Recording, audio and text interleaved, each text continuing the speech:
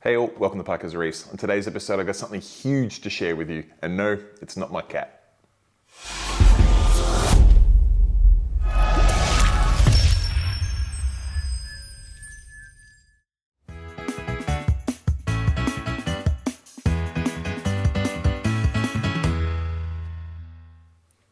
All right, as promised, it's not my cat. So let me just pan this camera around and show you what goodness we've got in place.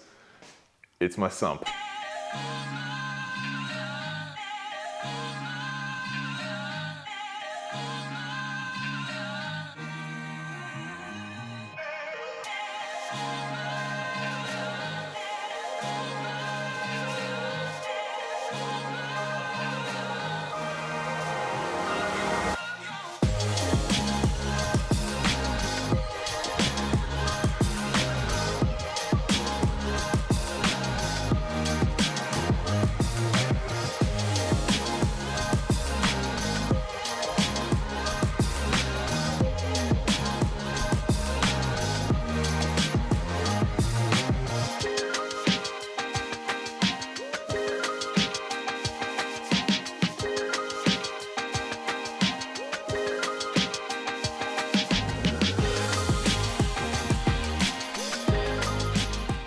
All right, yes, it's here, and the whole video is not going to just be a montage of some funky music and some slow-mo around the world footage of this Sump. I thought I'd actually take the opportunity to explain the design, how it works, where the equipment's going to go and things like that. So first of all, we'll start off with the fact that it is a Hmahli Sump, which is handmade here in Australia, up in New South Wales by a fantastic guy named Eric. He is absolutely making waves in this hobby, and you can see why, because these Sumps are absolutely world class, and I'm very, very honored to have one for my dream reef tank build. Now, this Sump wasn't just a pick from the catalog, the size dimension you want, and go from there. It was a little bit more intricate. Having dealt with a fairly small Sump on my last reef tank for a long, long time, which had an absolute explosion of equipment go through it, I wanted to take my time and think through the process of this Sump, because as you know, once the Sump's in the tank, they can be pretty difficult to get out and switch out. And this one will be much the same. If once this Sump goes in the tank and the tank's filled, it's going to be quite difficult to slide it back out. In fact, it's probably not going to come out. So I wanted to make sure this Sump was as future-proof and ready to go as possible. So without further ado, let's explain the process of the water flow through the Sump and the equipment it hits, and we'll go from there. First of all, we've got, once I get past the wires here, we've got 3 bulkheads in the back, which are evenly spaced out. These bulkheads are spaced so that they match the overflow from the Shadow V2 overflow box. Now, not only do they match the spacing, but they're also positioned in a place in the Sump that when the Sump is in position, they directly line up with the center of the tank, which is where the overflow box is. It's not necessary, but it just minimizes the number of bends that are required in that overflow passage, which, you know, just keeps things neat, and also keeps it keeps the water flowing nicely, removes opportunities for things like detritus or snails or algae to build up in the bends.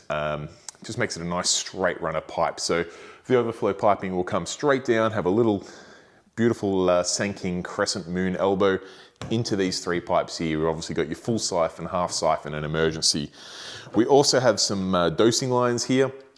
I'm not actually sure what I'm going to be using those for just yet, but they are there for things like calcium reactor outlets, sulfur reactor outlets, you name it, whether it's your dosing lines or kalkwasser or something like that. If you want to input that right there into that turbid water flow, you can.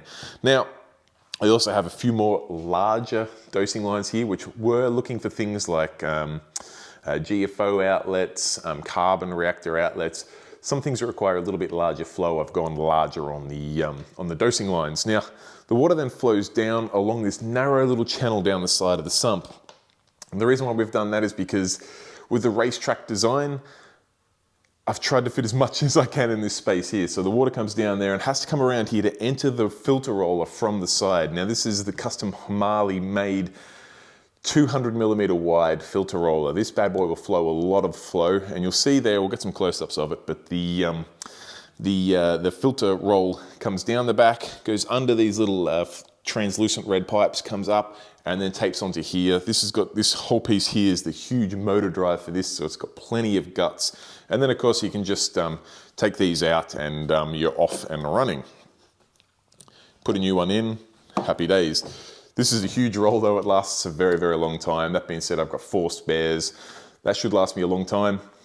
If I do tend to get very, very dirty water, I can also run without them, or I can get Eric to send me a lot more, but I'm hoping that 5 all up will last me some time. All right, so the filter roller itself, it's an electronic unit. We've got a float switch in there. Obviously, as the filter material clogs up, the water level rises because it's not flowing through so fast. This height of the float switch is adjustable. There's a couple of thumb screws in there, as well as the speed of the motor itself. I can set how fast I want that motor to move. I'm probably going to have it quite slow because I don't want any sort of splashing or false readings to trigger the filter roll to turn around a long way. But it's also got a little manual press button there, so you can press that if should there be something on the mat you want to get out of the way, or you're just wanting to load the roller in place, you can press that button and that'll get it to turn around. All right, once we go through so we come in the side of the filter roller, we then have to pass underneath the filter roller. We come in here into our skimmer chamber. Now, you can see that now that I've chosen my skimmer, it's sitting in there. That's the Cove i250 Pro.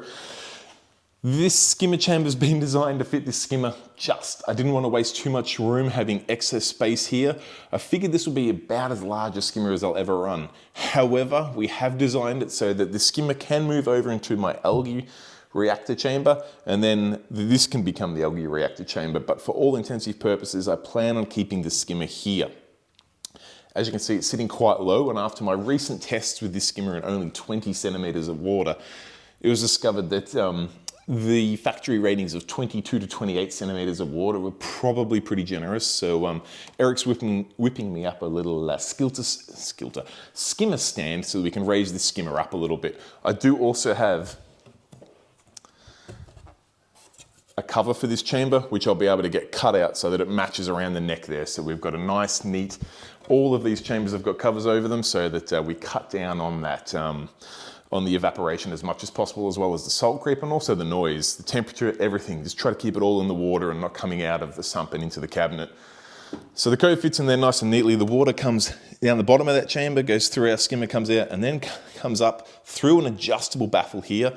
I'll get some footage there so you can see that adjustable baffle. It's also got the beautiful Hmahli logo engraved on it. We can adjust that baffle there. The water then comes into this chamber here, which is a pretty special one. This one's been very customized for my needs. This is the keto reactor chamber. And you'll see we've got this real funky little lid which holds a Kessel A360X Refugium light. Rather than having to mount the light from the frame and hang it over the sump and worry about bumping it, the light actually mounts to this lid. And it's designed to allow plenty of airflow through it. It'll ensure there's no light spillage. The only way the light's coming out of here is come out the front panel so you can actually see what's going on in the keto reaction chamber.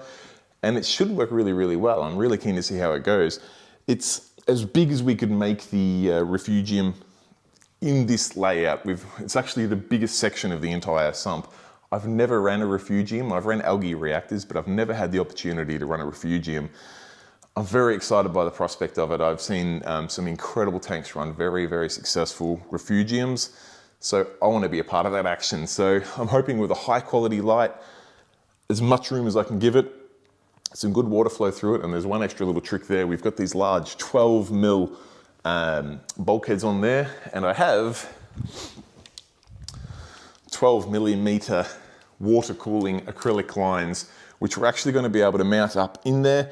We're going to put some bends on there, and I'm going to run them off one of the return pump, or one of the pumps in the return pump chamber, to provide some extra flow to try and get that keto tumbling in there. So I've got a bunch of these in different colors, and they're all UV reactive too. So when the light's on, they're going to really glow and look pretty cool. What that will allow us to do is to have the water coming down in these 3 locations here, the water coming down, and then really push the water underneath there. So hopefully with the water coming over the top of that chamber and then down, along with the water pushing down there, we can get this keto tumbling this way just to keep it getting nice even light. But we'll see how we go. I figured it was worth putting these bulkheads in to give a shot. So that's our keto chamber. We then come into this very narrow little chamber here, which I designed to hold a really thick filter pad. So basically the concept of this was just to put something very, very thick in there to ensure that no keto was escaping this chamber. It does also give me the possibility of adding heaters into this chamber if I don't want to run the filter pad. I know I've had a lot of people tell me that as soon as you put a filter pad in there, it's just going to trap detritus and you're then going to have to clean that, but we'll see how we go.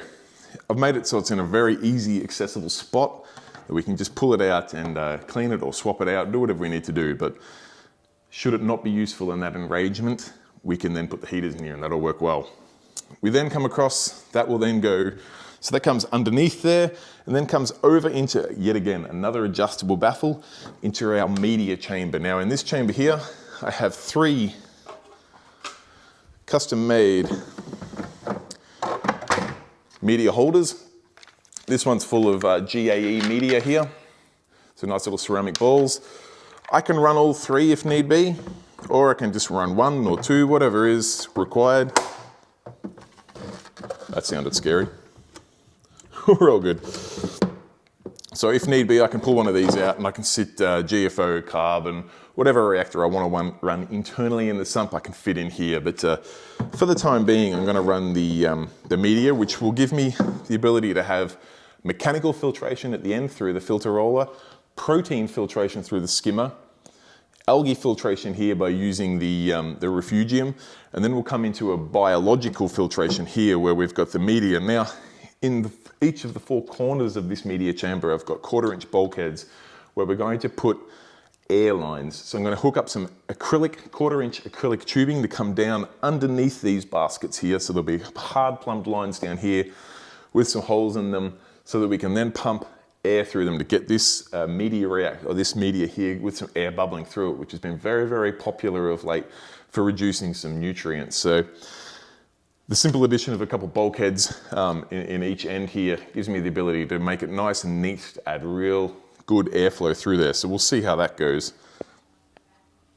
Of course, this chamber has a nice lid to keep all the all of that spray, because as soon as you add air to that water, you're going to get some bubbling and you're going to get crazy, crazy salt spray.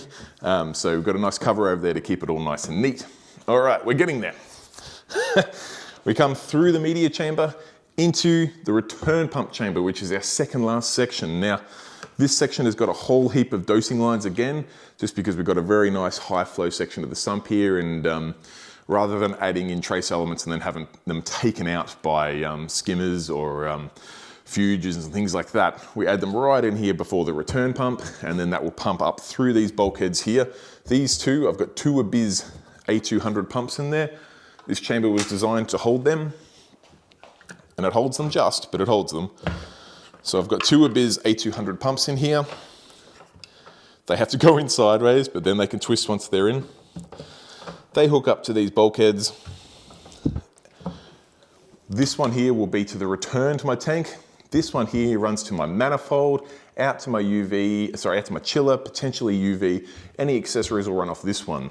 The plumbing that we're doing with sinking flow color will actually have these 2 with a tap between them, which will allow me to isolate one pump over the other. So whilst this one here is my dedicated return and this one's my dedicated accessories, should I have a problem with one or if I need to service one, I can have the other one run both circuits. And the flow from the Abiz A200 pumps is crazy.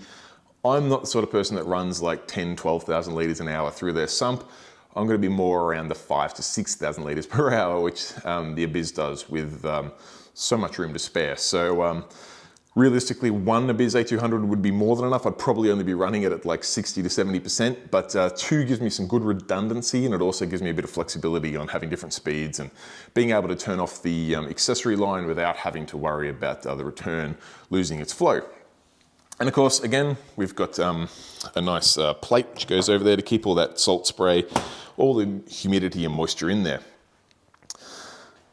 Okay, we also have a couple of bulkheads here which accept water back in. So whilst the manifold will go off and outside into my chiller, when it comes back in, it needs to come back in into that return chamber section so that the nice cold water will be able to pump back into the display.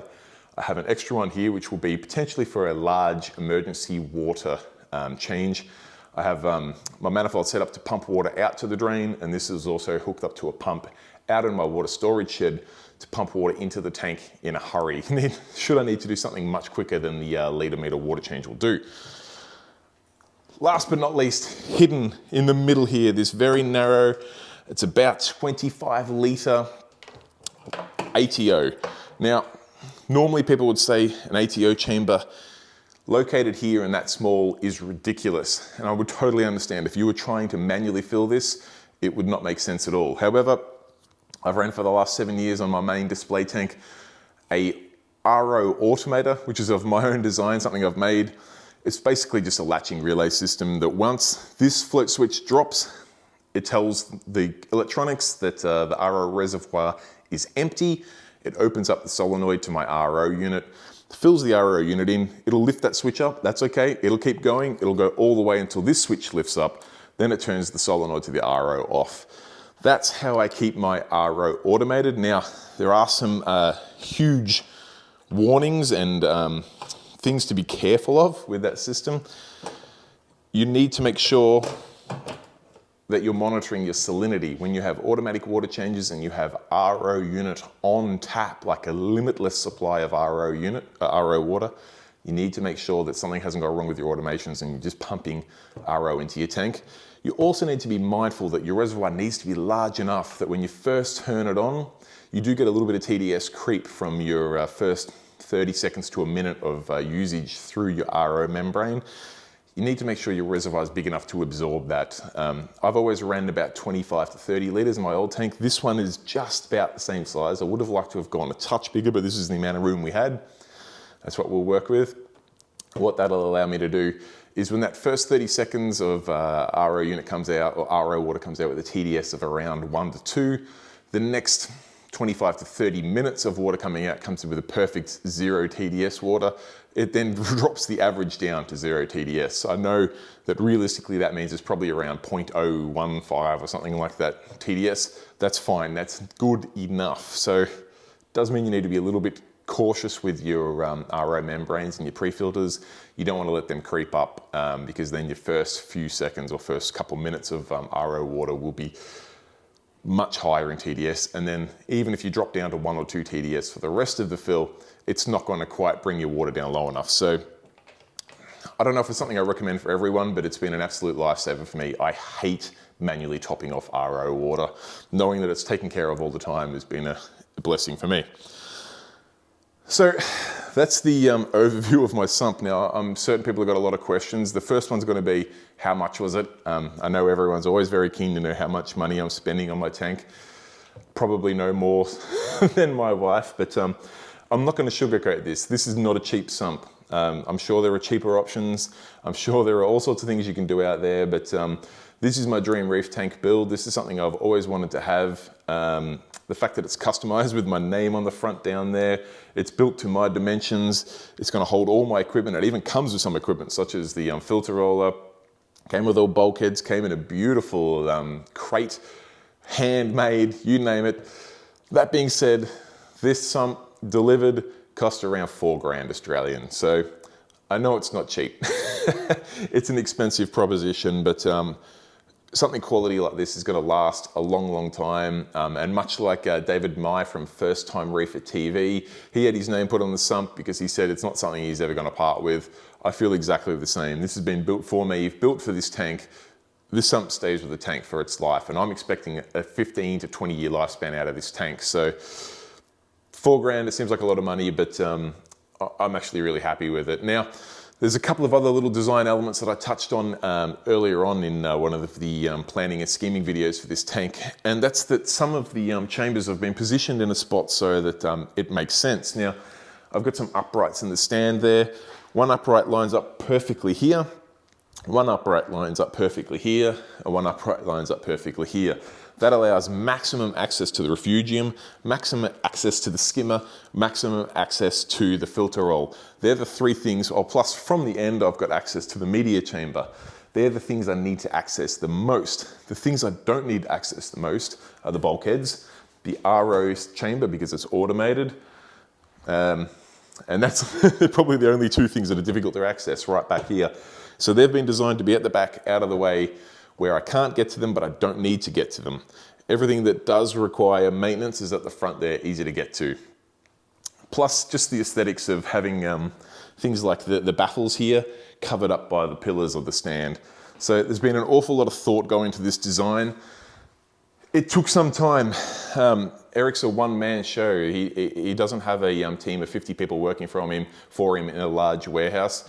He designs, builds, assembles, and ships these units from his garage. And he's a one-man operation, and his passion, his energy, which anyone that knows Eric knows, the guy is full of energy, shows in every one of his builds, and I feel that this is absolutely no exception whatsoever.